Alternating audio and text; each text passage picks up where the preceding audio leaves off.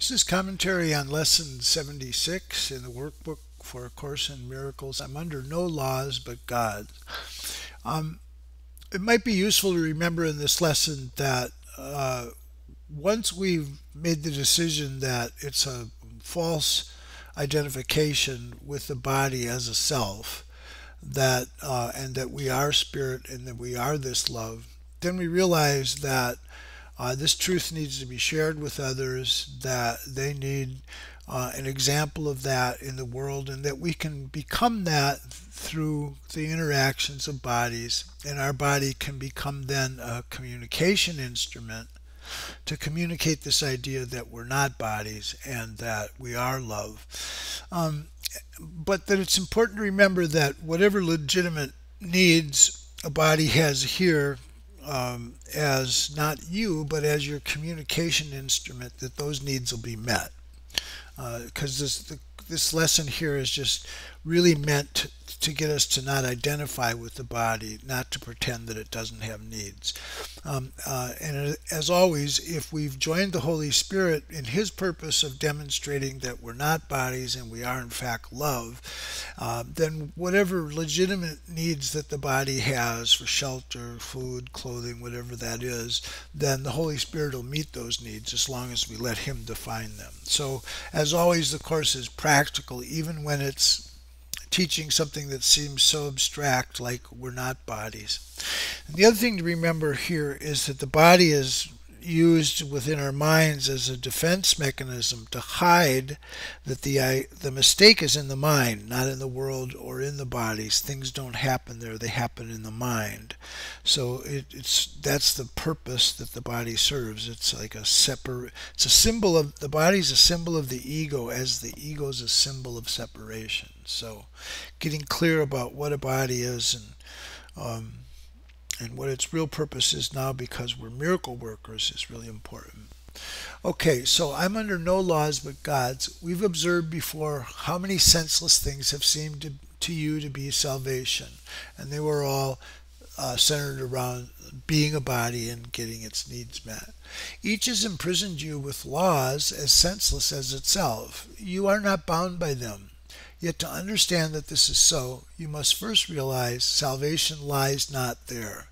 While you would seek for it in things that have no meaning, you bind yourself to laws that make no sense. Thus do you seek to prove salvation is where it is not.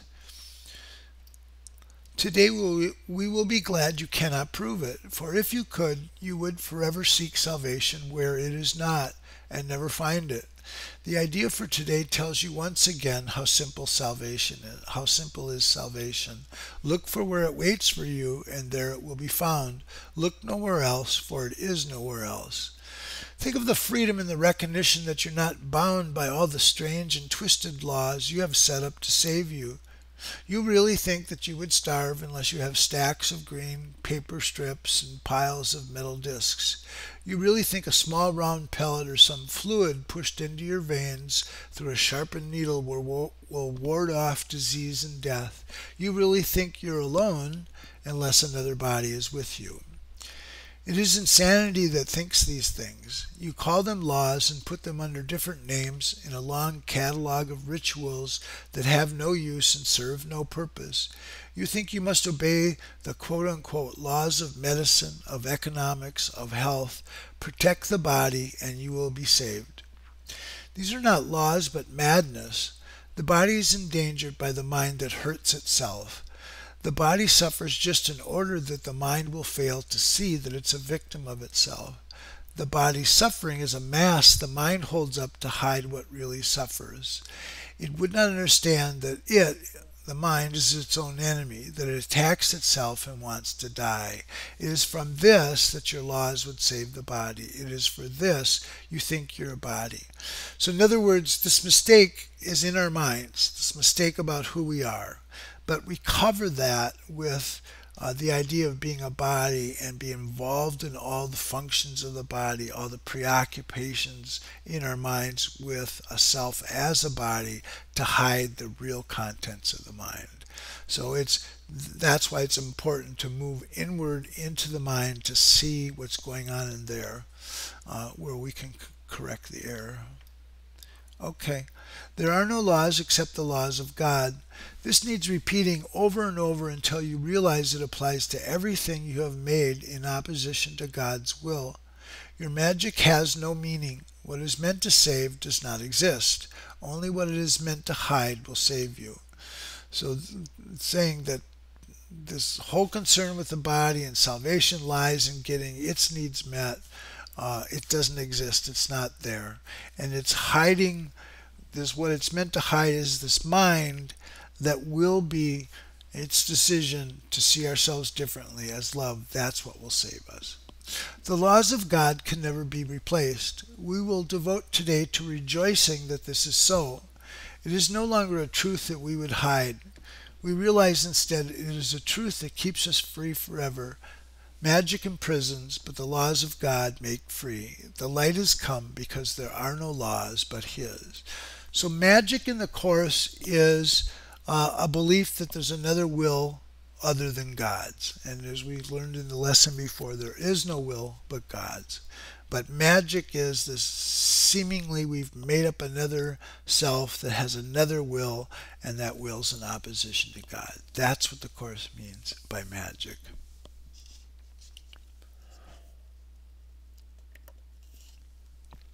We will begin the longer practice periods today with a short review of the different kinds of quote-unquote laws we have believed we must obey.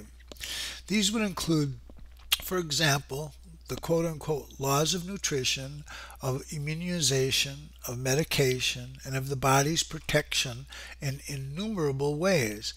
Think further, you believe in the quote-unquote laws of friendship, of quote-unquote good relationships and reciprocity. Perhaps you even think there are laws which set forth what is God and what is yours. Many quote-unquote religions have been based on this. They would not save but damn in heaven's name. Yet they are no more strange than the other quote-unquote laws you hold must be obeyed to make you safe. There are no laws but God's. Dismiss all foolish magical beliefs today and hold your mind in silent readiness to hear the voice that speaks the truth to you. You will be listening to one who says there is no loss under the laws of God. Payment is neither given nor received. Exchange cannot be made. There are no substitutes, and nothing is replaced by something else. God's laws forever give and never take. So this whole idea of not having payment is this recognition that the laws of God, which is the law of love and law of extension, that we came into being by love extending itself as itself. There's no cost to that. It's a gift. It's just what we are. We don't have to earn it. And that's very different than the ego striving of waiting in time, making sacrifices, struggling very hard, giving up some things to get other things, no gain without pain. All of that is just these set of laws that the ego believes in, but they're not true from God's laws. God's laws is the law of love, and to be love, it just gives. It doesn't ask anything from us. It doesn't demand anything from it. It's just there to accept. Okay. So hear him who tells you this and realize how foolish are the quote-unquote laws you thought upheld the world you thought you saw. Then listen further. He will tell you more about the love your Father has for you, about the endless joy He offers you, about His yearning for His only Son, created as His channel for creation, denied to Him by His belief in hell. Let us today open God's channels to Him and let His will extend through us to Him. Thus His creation endlessly increased. His voice will speak of this to us, as well as the joys of heaven, which His laws keep limitless forever. And we will repeat today's idea until we have listened and understood there are no laws but God's. And then we will tell ourselves, as a dedication with which the practice period concludes, I am under no laws but God's. So that's the longer practice period. And then the shorter ones are, we will repeat this dedication as often as possible today, at least 4 or 5 times an hour, as well as in response to any temptation to experience ourselves as subject to other laws throughout the day. It is our statement of freedom from all danger and all tyranny. It is our acknowledgement that God is our Father and that His Son is saved. Okay, that's it for today. Thank you.